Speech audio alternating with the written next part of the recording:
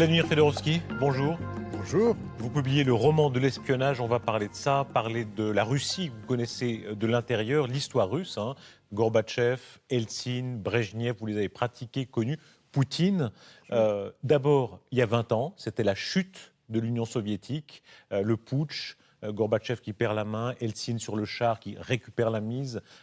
L'image Quelle image. extraordinaire, vous y étiez. J'étais porte-parole des antiputschistes, j'étais porte-parole d'un des premiers partis démocratiques à l'époque, qui s'appelait le Mouvement de réforme démocratique, et j'ai vécu toute cette... Peut-être le seul moment que j'étais vraiment à la première ligne, c'est le moment 91, et je garde un souvenir assez attendri. Vous avez été sans doute un des Russes les plus médiatisés de toute l'histoire. Pendant toute la perestroïka, vous étiez le porte-parole. Je vendais la camelote. Oui. Je te vendais la camelote. Toutes les chaînes faisaient appel à vous. Vous étiez tous les 2 jours. Mais maintenant, je vais vous dire, le paradoxe est tel que maintenant, quand même, tous les protagonistes, ils me reprochent presque ça, que j'ai survendu leur camelote. Je me souviens, la première fois, je parle avec les journalistes occidentaux, et il y a un directeur d'un grand journal, Nouvel Observateur, pour ne pas le nommer, qui dit: est-ce que Fedorovski, vous vous rendez compte, vous vendez du vent? Et je lui réponds: oui, mais c'est le vent de la liberté. Ils ont titré le vent de la liberté. C'était une période, vous comprenez, Sakharov, quand il sort, il vient à l'ambassade. Elle était à l'ambassade, et je réunis tous les journalistes du monde. Tous. Et il y a quelqu'un qui reproche à Sakharov de venir. Il a dit: vous risquez avec lui. Il a dit: il risque beaucoup plus. Il risquait avec nous. Et finalement, c'est comme ça que c'est passé. Vladimir Fedorovski, quand vous dites vous vendez du vent, alors vous êtes cabotin, vous êtes très vendeur, vous avez un petit côté camelot, mais vous connaissez de l'intérieur l'histoire russe et soviétique. C'est pour ça que vos livres sont passionnants. 69 ans, la vie de l'Union soviétique, 69 ans tout le monde. Alors, aventure terrible, combien de morts? 25 millions, 20, 25 millions?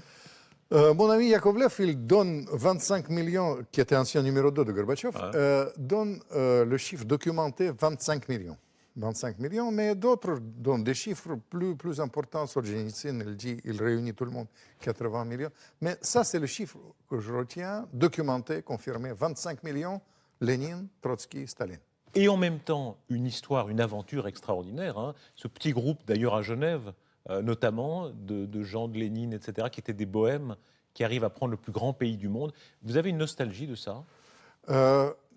J'ai une nostalgie de ça, non. Pour vous dire, vous comprenez, ils étaient à Genève, c'est vrai. Tout à l'heure, j'ai fait une conférence à la Société de lecture. Vous savez, ils ont Lénine dans leur fichier. Et Lénine, il faut comprendre, ils étaient, on peut appeler ça une sorte de gauche caviar, 17 ans à l'étranger, plutôt financé par les industriels russes, et il vient sans programme. Mais le résultat, 25 millions de morts. 25 millions de morts. Les nostalgiques, vous ne les comprenez pas. On voit sur Internet maintenant, il y a beaucoup de ces vidéos de l'Union soviétique avec des musiques entraînantes. Bon, la victoire contre les nazis, quand même. Évidemment, mais ça, ma famille a richement payé, si j'ose dire, parce que j'ai 10 fils sont perdus. Et mon père, il est mort après suite. Il y a 25 millions de Russes. 25 millions de Russes. Vous imaginez 2 chiffres. 25 millions de cela. Mais ça, c'est un vrai débat d'idées. Mais la majorité des Russes, ils regrettent aujourd'hui l'Union soviétique. Mais la majorité, 80%, aussi ne regrette pas la même proportion. Ne regrette pas le communisme. Côté schizophrène que j'aime en russe, côté Dostoïevski. On reparlera tout à l'heure de l'âme russe, vous écrivez à ce sujet. Mais si on reste un instant sur la nostalgie, Staline même. Staline revient très à la mode. Staline, il est toujours l'homme historiquement le plus populaire de la Russie. Ça me tue. Moi, je ne pense pas que ce soit l'Europe, si vous me permettez, que ce soit là-bas, en Russie, qu'il faut vivre dans l'illusion. C'était un régime, pour moi, pour parler crûment, criminel. Ils envoyaient, vous comprenez, 25 millions, c'est 25 millions. Et sortir de ça, ce n'était pas une mince affaire. C'est pour ça que j'aime cette période de la sortie du communisme. Les Russes détestent aujourd'hui à la fois Gorbatchev et Eltsine. Pour autant, détrompez-vous, ça aurait pu terminer dans les fleuves de sang, dans l'apocalypse mondiale, dans la guerre civile, ça s'est terminé plutôt agréablement. Une fois, j'ai entendu moi-même la phrase de Jean-Paul II. Il disait, c'est un miracle, le sortie du communisme, sans effusion du sang, c'est un miracle. 10 000 têtes nucléaires, vous comprenez, c'est extraordinaire. Aujourd'hui, dans cette succession de têtes qui ont incarné l'Union soviétique, puis la Russie c'est Vladimir Poutine, homme vraiment du système, hein. C'est un ancien du KGB, vraiment dans la fibre, c'est lui. Bien sûr, Poutine, c'est un homme assez intéressant. Dans la réalité, c'est quelqu'un qui était formé par le KGB. Il y a ce côté qu'il vend, le côté James Bond. Il utilise les méthodes d'espionnage au sommet de l'État. Une fois, j'ai dîné avec lui, il copie vos gestes. Je vous ai raconté ça. Copie les gestes. Je dis, qu'est-ce que c'est que ça? Pourquoi? C'est les méthodes d'espionnage. Il travaille comme ça avec leur agent. Il copie leurs gestes pour les remettre à l'aise.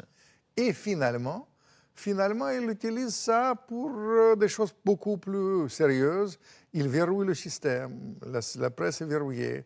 Il manipule le code mental de la Russie. Il est populaire en Russie, n'est-ce pas? Énormément. Est-ce que ça va durer? Il y a une sorte de baraka quand même. Dans la politique, il faut avoir la baraka. C'est l'augmentation du prix du pétrole. Ça a joué en sa faveur, évidemment. Mais surtout qu'il il utilise la grandeur de la Russie comme une référence principale. Mais nous avons des références un peu différentes dans la grandeur, pour vous dire. Parce que pour moi, Staline, c'est un énorme assassin. Lénine, pour être franc, malgré sa présence en Suisse, puisque la Suisse l'a inspiré, Lénine, vous portez aussi la responsabilité. Et quand même, c'est un grand assassin, Trotsky aussi. Et en revanche, Sakharov, Solzhenitsyn, Tchaïkovski, ça, c'est mes références. Les références ne sont pas les mêmes. On voit ces images de Vladimir Poutine qui fait du cheval, qui fait de l'avion, qui a toute cette de la rigolade. Mais est-ce que ça marche réellement auprès des Russes, ce côté macho, dominateur? Évidemment. Mais ça, c'est une chose qu'il fait consciemment. Comme nous faisons un peu... Moi, je faisais ça autrefois à propos de la perestroïka. Ouais. On vend aussi, moi je suis spécialiste aussi de vente d'images. Il utilise ça avec beaucoup de brio, il ne faut pas dire. Simplement, pour moi, c'est un peu bas de gamme pour les choses. Mais le bas de gamme marche aussi. Pourquoi pas? Mais il a maîtrisé ça. Vous vous souvenez, le motocyclette, judoka, tout ça, c'est limite opérette. Mais la politique est souvent opérette. Même en Occident, ne détrompez-vous. C'est le fond de sa personne aussi. Vous avez, par exemple, raconté ce dîner où il y avait Roger Vadim et Vladimir Poutine. Poutine parlait du judo. C'est pas un homme léger, hein? Il a la passion de ça. Non, c'est pas un homme léger, mais même à l'époque, c'est un séducteur aussi à sa façon. Il ne faut pas... et moi, ça m'amuse de le suivre. C'est pas quelqu'un qui est comme écrivain. Pour moi, c'est amusant. Je raconte souvent Poutine, James Bond, Poutine plus tard à Saint-Pétersbourg, quand je l'ai connu. Il était à sa façon intéressant. Mon problème par rapport à ça, il y en a deux sérieux. Il y a un problème d'utilisation de la manne pétrolière, parce que ça essuie, et puis les choix géopolitiques. Moi, je ne vous cache pas que je suis très inquiet sur la situation, à propos de la situation de l'Europe. Je pense que la Russie doit être rimée à l'Europe. Et il y a une chose qui est réelle, et là, il utilise ça. Le pétrole, le gaz doit servir la base pour le rapprochement avec l'Europe. En revanche, il joue sur tous les tableaux. Parfois, c'est de la bonne guerre, parfois, ça m'inquiète. Mais il joue parfois les Chinois. Et les Chinois, il y a une très grande disproportion. 8 millions de Russes d'un côté et des centaines de millions de Chinois, y compris les Chinois clandestins de l'autre. Je parle de la Sibérie et je prédis une grande tension dans l'avenir de ce côté-là. Je pense que nous avons les mêmes dangers, les mêmes défis, les Européennes et la Russie, et il vaut mieux qu'on travaille ensemble. Dans la longue série des dirigeants soviétiques russes, alors il y a ceux que vous avez connus, on va en reparler, et puis il y a ceux que vous avez connus sans les connaître. Staline, il y a cette scène extraordinaire, comme personnage de l'administration soviétique, vous avez fait visiter la bibliothèque de Staline à Saddam Hussein. Ah, mais quand j'étais jeune diplomate, vous savez, j'étais interprète du Kremlin de la langue arabe de Brejnev. Et Saddam Hussein, avant qu'il arrive au pouvoir, parce que quand ils sont au pouvoir, ils sont moins accessibles. En fait, il a préparé, à mon sens, avec les soviétiques, son coup d'État. Il admirait Staline, hein, c'était un modèle Il se pour lui. prenait plus que ça, il se Ouais. prenait pour leur incarnation. Ouais. Il a demandé aux soviétiques de visiter plutôt la bibliothèque, la dacha de Staline. Il a regardé ça et ça m'a donné une impression bizarre que en fait, j'utilise un peu ça, quand Staline il a ce côté irrationnel, illuminé, un peu Rasputin. On entre dans le cerveau de quelqu'un quand on visite sa bibliothèque. Bibliothèque. Je vais vous dire, je regarde les livres. Les livres marxistes, quasi, ils sont intacts. Beaucoup de livres d'histoire. Je regarde, il y a un livre biographie d'Ivan le Terrible. Il écrit « Quel professeur ?» Il donne la date. C'était, je crois, 30 octobre 41. Hitler était 6 km du Kremlin. Staline lit Ivan le Terrible, quel professeur. Et pendant la guerre, il va citer ses grands maîtres Ses russes. grands maîtres, évidemment, grands maîtres. Après, il prononce. Mais Poutine, par rapport à ça, bien sûr, c'est dans la même filière, mais quand même. Regardez Staline.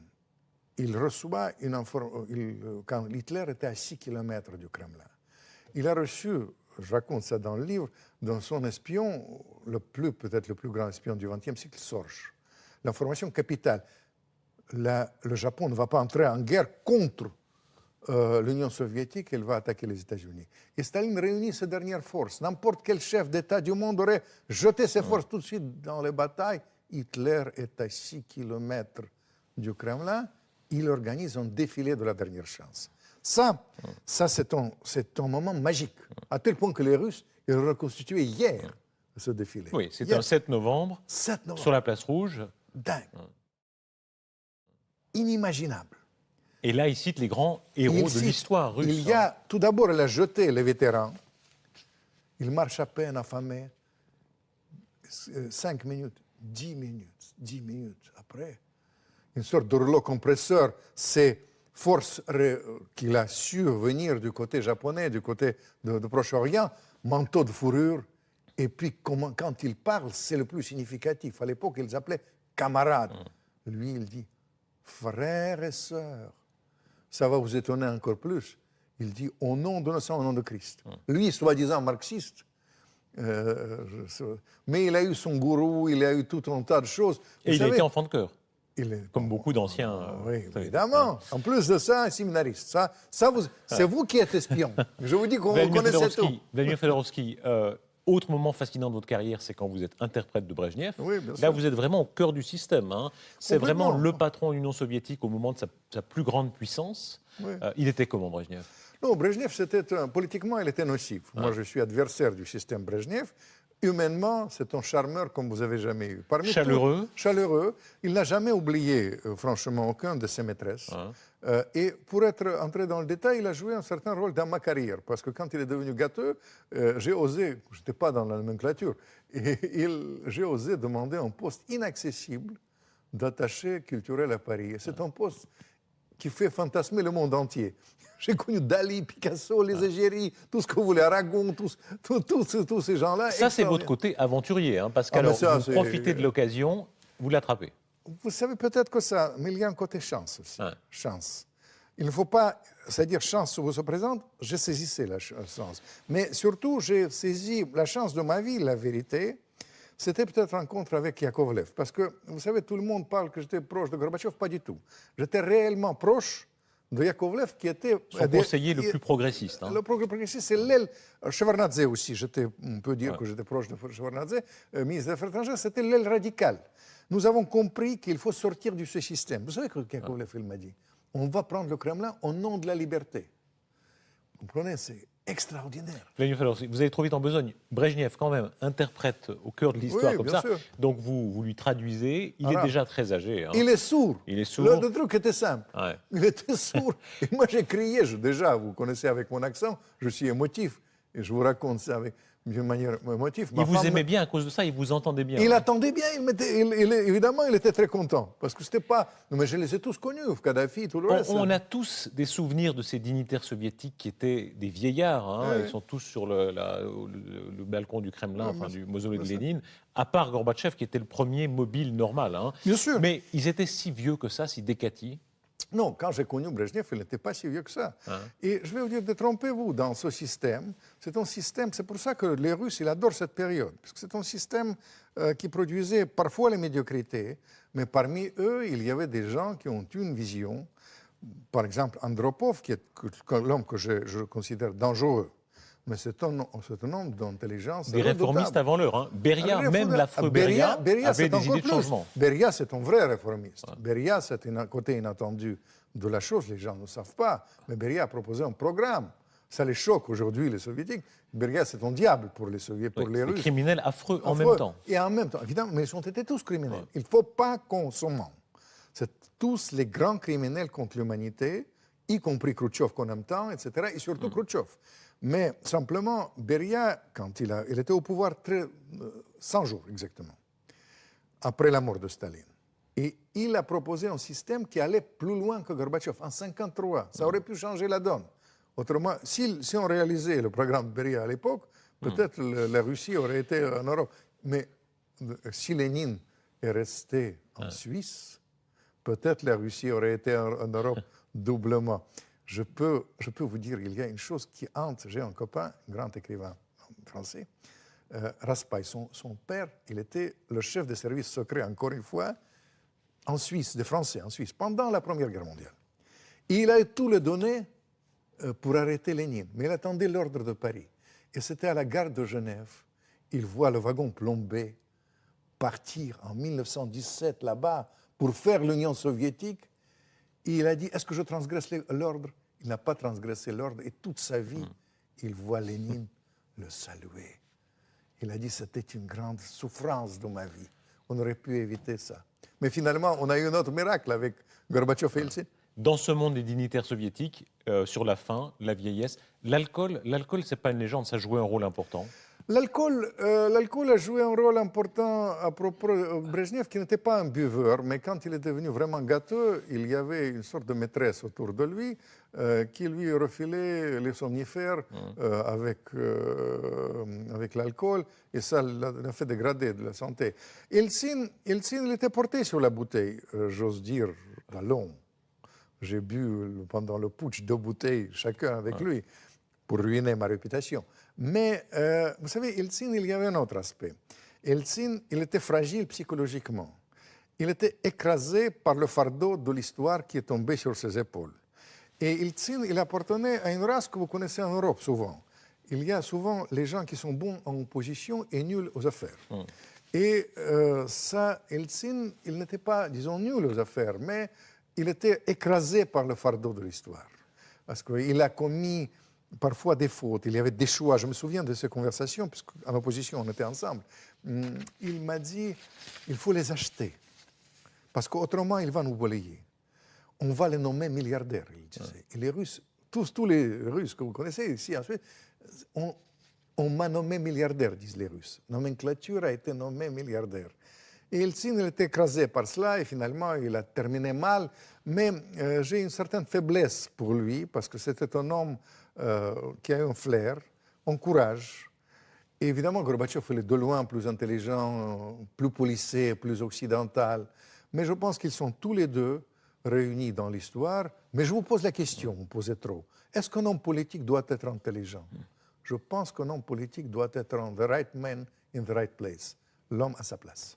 2012, année d'élection russe, le monde entier suivra ça. Vladimir Poutine, ça, très bien ça bien vous placé. exagérez. Non, Vladimir tout, Poutine... tout est joué à l'avance. Évidemment, il passera. Évidemment, il reste le plus populaire. Mais je vais vous dire, ce qui m'inquiète, que ce verrouillage du système politique, c'est un verrouillage dangereux. Parce que la classe moyenne, heureusement pour les Russes, est en train de naître.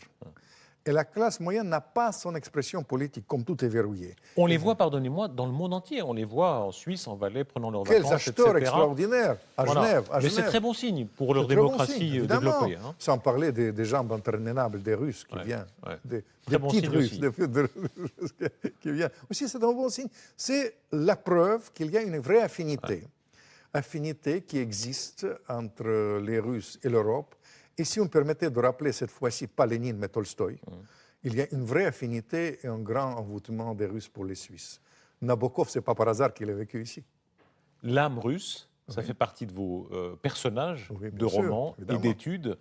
Au fond, vous dites, les grands dignitaires soviétiques, vous les avez pratiqués, mais ce n'est pas ceux qui vous plaisent, évidemment, hein. C'est les grands Évidemment, poètes bien sûr, bien sûr, bien sûr. Bien C'est sûr. quoi le plus beau vers en russe? Oh, les plus beaux vers, il y en a plein. Ces derniers chants, Pouchkine, c'est merveilleux. Bloch, vous ne connaissez pas, mais il y a un merveilleux poète du début du siècle, Alexandre Bloch. Quand je travaillais beaucoup sur le début du siècle avec Raspoutine, je l'ai lu. Il y a les choses extraordinaires. Raspoutine, vous avez prononcé son nom. Alors, il sera très à la mode. Il y a beaucoup de films, beaucoup Oui, Depardieu, d'événements culturels autour de lui. Renaud, et je sors le dossier Dans de les mois qui Raspoutine. viennent. Alors, il a une sorte de légende. Alors, la taille de son sexe fait partie des éléments de la légende. Quand on va sur Internet, c'est ça qui est le plus souvent c'est référencé. Bouvard m'a proposé même changer le titre. Ouais. Le roman de Raspoutine, il dit 30 cm de Raspoutine. Mais Raspoutine, je au-delà de réhabilite. ça, Je c'est le réhabilite. pouvoir de fascination, c'est la mystique, c'est la force mystique de cet Bien homme. sûr, fascination. Mais vous savez, j'étais quand même vieux diplomate. Je peux vous dire, diplomatiquement, il a eu raison. Ah. Il a dit, il ne faut pas participer à la guerre. Autrement, la Russie, c'est la révolution. Il a poussé les réformateurs à la première ligne. Il a soigné plein de gens, pas seulement Tsarevitch. Il a prédit plein de choses, côté prédicateur aussi. Alors, je voudrais surtout qu'il n'a jamais tué. Et les gens qui l'ont tué, tout d'abord, ils ont eu tort. Et d'autre part, les gens qui ont créé sa légende noire, les bolcheviks, ils ont tué 25 millions. Alors, relativisons un peu. Je réhabilite cette fois-ci Raspoutine, mais pour moi, c'est une réhabilitation. Vous savez, c'est plein de deuxième degré. Je fais des clins d'œil. Clins d'œil par rapport au rôle des intellectuels aujourd'hui. Parce que vous savez que la révolution russe, c'est une création des intellectuels. Lénine et la compagnie, c'était 1000 personnes. Et les intellectuels ont été complices, ont été premiers tués. Vivre dans l'illusion, ne pas vivre de l'illusion comme l'Europe aujourd'hui. Et bref, mais en dehors de ça, quand même, soyons très clairs. Avec ce que vous avez évoqué, Raspoutine était peut-être le plus grand coup du XXe siècle. Vladimir Fedorovski, pour conclure, l'âme russe. Alors, il y a tous les poncifs, hein, en général, sentimentaux, passant du rire aux larmes, grand buveur. Bien sûr. Poète. Tout ça est vrai. Nostalgique. En partie vrai, en partie vrai, en partie faux, parce que le Russe d'aujourd'hui travaille beaucoup plus que l'homme occidental. Il ne connaît pas 35 heures, les Russes travaillent comme des dingues. Et tout ça, mais en même temps, il y a ce côté poétique. Les théâtres sont remplis. J'ai vu Fomenko ici, extraordinaire. Les gens de théâtre qui viennent en Suisse. Tout ça, ça compte. Pour moi, les musiciens. Alors, c'est l'ensemble des choses, mais sérieusement parlant, la géographie, les nuits sont longues, d'où vient la littérature, la poésie et l'amour. Et puis, les climats rudes, trop rudes, les espaces énormes. Tout ça, ça crée la magie qu'on peut appeler l'âme russe, l'âme slave, comme vous voulez. Vladimir Fedorovski, merci. On vous lira Le roman de l'espionnage aux éditions du Rocher. Merci beaucoup. Merci.